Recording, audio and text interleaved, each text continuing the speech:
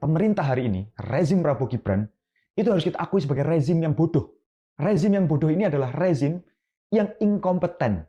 Dia tidak kompeten pada bidangnya. Itu terbukti dari bagaimana perekrutan kementerian misalnya. Kita bisa dengan sangat mudah mengatakan bahwa mereka yang hari ini duduk di kabinet, itu tidak semuanya. Bahkan dominan justru adalah mereka yang mampu menyenangkan hati Presiden Prabowo. Bukan mereka yang mampu bekerja untuk rakyat. Ini poin pertama bahwa ini orang-orang yang inkompeten. Kalau kita lihat Badan Gizi Nasional misalnya, ketuanya saja, kepalanya saja, bukan ahli gizi, tapi ahli serangga. Jadi rezim ini rezim inkompeten. Yang kedua, rezim ini juga tidak menghargai ilmu pengetahuan. Berapa banyak ahli gizi kita yang masih tidak mendapatkan pekerjaan layak. Sementara di Badan Gizi Nasional justru diisi oleh Polri. Hari ini Polri punya lebih dari 1000 SPPG. 1.700. 1.700 SPPG. Pertanyaan saya, apakah Polri itu tidak punya pekerjaan lain?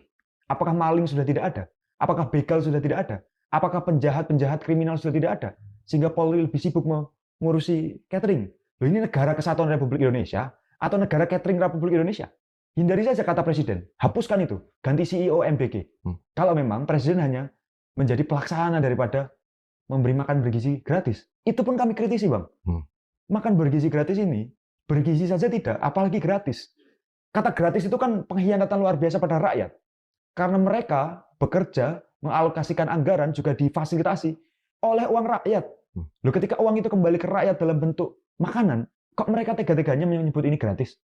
Rakyat itu membayar itu dengan kerjanya setiap hari, dengan pajaknya setiap hari.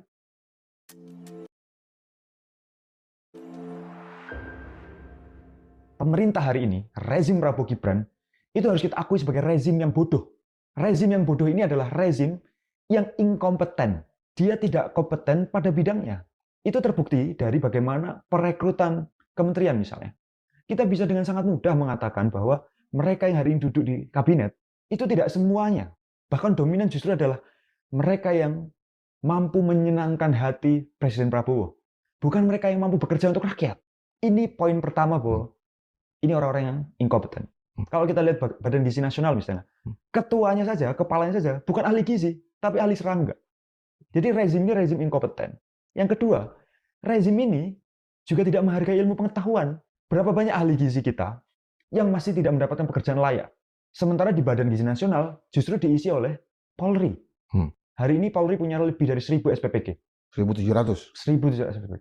Pertanyaan saya, apakah Polri itu tidak punya pekerjaan lain? Apakah maling sudah tidak ada? Apakah begal sudah tidak ada? Apakah penjahat-penjahat kriminal